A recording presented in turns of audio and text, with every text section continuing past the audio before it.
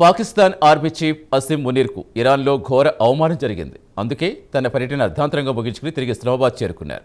ఇక మునీర్ విషయానికి వస్తే ట్రంప్ అత్యంత సన్నిహితుడు. ఆపరేషన్ సింధూర్ తర్వాత వీరిద్దరూ దగ్గరయ్యారు. ఇరాన్తో రాయబారాలకు ట్రంప్ మునీర్నే ఎంచుకున్నారు.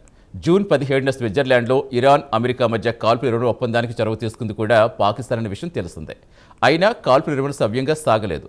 ఇక మునీర్ ముస్తఫా ఖమేనీతో భేటీకి పట్టుబట్టడం, దానికి ఇరాన్ భద్రతా వర్గాలు నిరాకరించడంతో పాటు ఇరాన్ తాము విధించిన షరతుల నుంచి వెనక్కి తగ్గేది లేదని తేల్చి చెప్పింది. దీంతో విధి లేక 2 రోజుల పర్యటన కుదించుకుని మునీర్ ఇస్లామాబాద్ తిరుగుబాటు పట్టాల్సి వచ్చింది. వివరాలు తెలుసుకుందాం.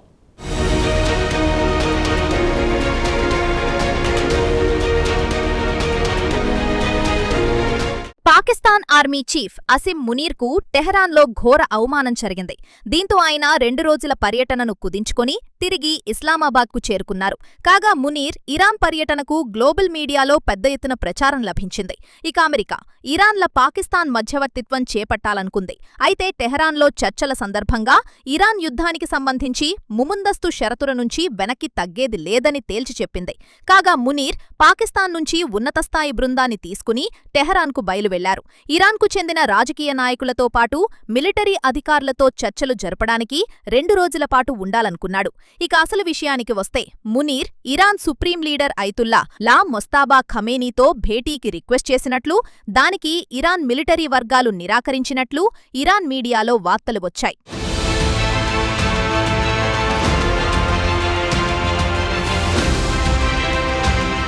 అయితే అమెరికా ఇరాన్ మధ్య చర్చలు విఫలం కావడంతో ట్రంప్ మునీర్ను పరిస్థితులను చక్కదిద్దడానికి తెహరాన్ పంపించాడన్న టాక్ కూడా వినిపిస్తోంది. అయితే మునీర్ అత్యంత రహస్యమైన డాక్యుమెంట్లను తీసుకువెళ్లాడని, ఈ డాక్యుమెంట్లలో అమెరికా ఇరాన్ మధ్య ఉద్రిక్తతలను తగ్గించడానికి ప్రతిపాదనలున్నాయని చెప్తున్నారు. ఇక మునీర్ ఇరానియన్ నాయకుల ముందు పెట్టిన ప్రతిపాదను ఇరాన్ నిర్ద్వంద్వంగా తిరస్కరించింది. ముందు ట్రంప్ను తమకిచ్చిన హామీలను నెరవేర్చమనండి అని కాస్తా గట్టిగా మునీర్కు కౌంటర్ ఇచ్చారని చెప్తున్నారు. దీంతోపాటు ఇరాన్ హార్మూజ్ జలసంధి గురించి కఠినంగా వ్యవహరిస్తామని హెచ్చరించింది. హార్మూజ్ను తెరిచే అవకాశం లేదని మునీర్కు తేల్చి చెప్పింది. ముందు అమెరికా కాల్పుల ఒప్పందం సందర్భంగా కుదర్చుకున్న ఎంఓయూను ఖచ్చితంగా అమలు చేయమని చెప్పండి, తర్వాత చూద్దామని ట్రంప్ దూతగా వచ్చిన మునీర్కు ఇరాన్ స్పష్టం చేసింది. మొత్తానికి చర్చలు మాత్రం సాఫీగా ముందుకు సాగలేదు. ఇక పాకిస్తాన్ కూడా ఇరు దేశాల మధ్య సంధి కుదర్చడానికి చేసిన యత్నం ఫలించలేదు.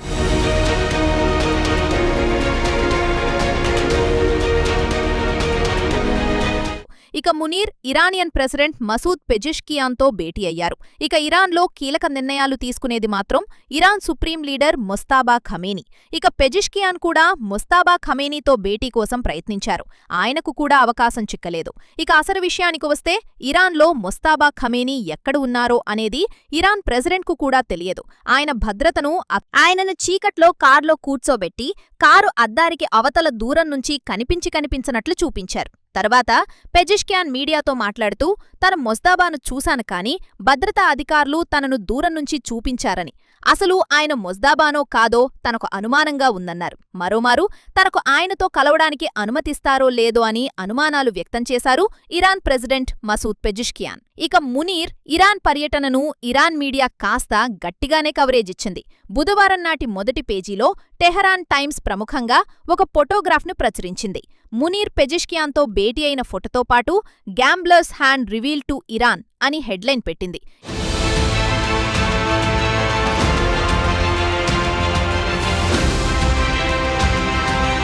ఈ కథనానికి సంబంధించి వివరణ కూడా ఇచ్చింది.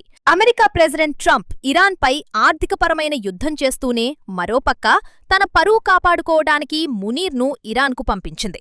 గౌరవప్రదంగా ఈ సంక్షోభం నుంచి బయటపడాలని చూస్తున్నాడని పేర్కొంది. కాగా ఇరాన్ మాత్రం ట్రంప్ కావాలనే ఉద్దేశంపూర్వకంగానే మునీర్ను తమ వద్దకు పంపించాడని, ఇరాన్తో యుద్ధంలో ఇక గెలవలేము కాబట్టి ఈ సంక్షోభం నుంచి ఎలాదైనా బయటపడాలని చూస్తున్నాడు. దీనికి మునీర్ను పావుగా వాడుకుంటున్నాడని ఇరాన్ మీడియా అభిప్రాయపడుతోంది. కాగా టెహరాన్ టైమ్స్లో హార్మూజ్కు సంబంధించి ఇరాన్, ఒమాన్ సంయుక్త ప్రకటనపై కూడి ఒక కథనాన్ని ప్రచురించింది. ఈ నివేదికలో తాత్కాలిక కారిడార్తో పాటు మందుపాతర్లకు సంబంధించిన ప్రతిపాదనలు కూడా ఉన్నాయి. ఇక అమెరికా మునీర్ను టెహరాన్కు తమ రాయబారిగా పంపించి ముందు హార్మూజ్ జలసంధి నుంచి వాణిజ్యపరమైన నౌకల రాకపోకలను సాఫీగా జరిగేట్లు చూడాలని పురమాయించింది. అయితే ఇరాన్ ఇరాన్ అవేమీ పట్టించుకోకుండా ఒమాన్తో హార్మూజ్కు సంబంధించి చర్చలు జరుపుతోంది. ఇక ఇదే టెహ్రాన్ టైమ్స్. హార్మూజ్కు సంబంధించి ఇరాన్ విదేశాంగ మంత్రి అబ్బాస్ అర్గాచి, ఒమాన్కు చెందిన విదేశాంగ మంత్రి Sayyid Badr bin Hamad bin Hamoud Al బుసైదీతో టెహ్రాన్లో చర్చలు జరిపారని, ఇరువురు నాయకులు ద్వైపాక్షిక సంబంధాలతో పాటు ప్రాంతీయ అంశాల గురించి చర్చించారని తెలిపింది. ఇక చర్చల్లో ప్రధానంగా హార్మూజ్లో మందుపాతరలు తొలగించాలని నిర్ణయించారని తెలిపింది. ఇక ఒమాన్ విషయానికి వస్తే ఇరాన్కు పాశ్చాత్య దేశాలకు మధ్యవర్తిగా వ్యవహరించింది. ప్రాంతీయ దౌత్యంలో ఒమాన్కు ప్రత్యేక స్థానం ఉంది. ఇక మునీర్ ఒట్టి చేతులతో ఇస్లామాబాద్కు చేరుకోవడంతో పాకిస్తాన్ మధ్యవర్తిత్వంపై పలు అనుమానాలు వ్యక్తమవుతున్నాయి.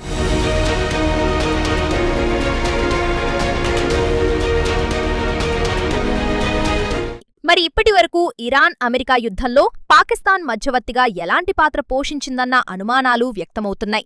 గ్లోబల్ స్టేజీలో పాకిస్తాన్ను ఎవరు నమ్మే పరిస్థితి కూడా లేదు. ఒక అసలు విషయానికి వస్తే ఇరాన్ను ప్రస్తుత పరిస్థితుల్లో దారికి తెచ్చుకోవడం చాలా కష్టం. ఎందుకంటే ఈ యుద్ధంలో అమెరికాపై ఇరాన్పై చెయ్యి సాధించిందన్న విషయం తెలిసిందే. ఈ యుద్ధంలో ట్రంప్ చేతులెత్తేశాడు. ఇరాన్పై యుద్ధం చేసి భారీగా నష్టపోయాడు. ఆపరేషన్ ఎపిక్ ఫ్యూరీ పేరుతో ఈ 6 నెలల యుద్ధంలో సుమారు $40 బిలియన్ వరకు నష్టపోగా అత్యంత ఖరీదైన 42 యుద్ధ విమానాలను ఇరాన్ కూల్చేసి అమెరికాను కోలుకోలేని దెబ్బతీసింది. ఇక ఇరాన్తో యుద్ధం చేయడానికి అమెరికా వద్ద ఆయుధాలు కూడా లేవు. దీంతో ట్రంప్ దిక్కుతోచక ఇరాన్పై నోటికి వచ్చినట్లు మాట్లాడుతున్నాడు. యుద్ధంలో ఎలాగూ ఓడిపోయిన ట్రంప్ ఇక ఆర్థికంగా దెబ్బకొట్టాలనుకున్నాడు. అదనంగా ఆంక్షలు విధించాడు.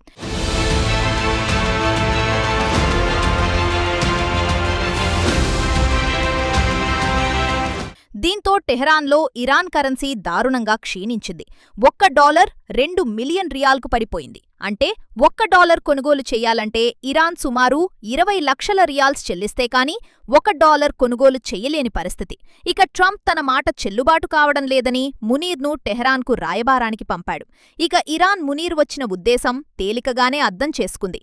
జూన్ 17వ తేదీన స్విట్జర్లాండ్లో కుదర్చుకున్న ఎంఓయూ నుంచి ఒక్క అడుగు కూడా వెనక్కి తగ్గమని తేల్చి చెప్పింది. ఇక మునీర్ టెహ్రాన్కు వచ్చిన సందర్భంగా ఇరాన్ మీడియా కూడా ఘాటుగా స్పందించింది. ఒకవైపు తమపై ఆర్థికపరమైన ఒత్తిడి పెంచుతూ మరోపక్క దౌత్యపరంగా చర్చలకు రావడం ఏమిటని మునీర్ను నిలదీస్తోంది. ఇక అమెరికా చెప్పినట్లు తాము నడుచుకోమని, తమ షరతులకు లోబడితేనే తాము అమెరికాతో ఒప్పందానికి సిద్ధమని ఇరాన్ మునీర్కు తేల్చి చెప్పింది.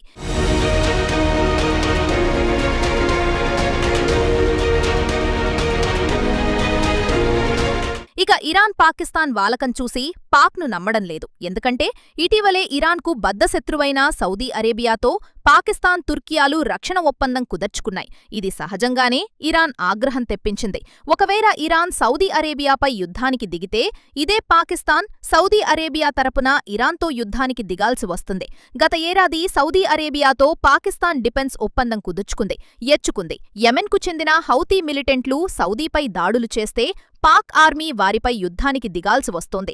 ఇక హౌతీలను పెంచిపోషించింది ఇరాన్. ఇక పాకిస్తాన్ ఆర్థికంగా చితికిపోయింది. సౌదీ అరేబియాతో రాసుకు పూసుకు తిరిగితే కొండడబ్బు దండుకోవచ్చు అనేది పాక్ ప్లాన్. అందుకే సౌదీతో రక్షణ ఒప్పందం కుదుర్చుకుంది. ఇక మునీర్ ఒట్టి చేతులతో తిరిగి రావడం పాకిస్తాన్కు ఘోరమైన అవమానమే అంటున్నాడు పాక్ పొలిటికల్ ఎనాలిస్టులు.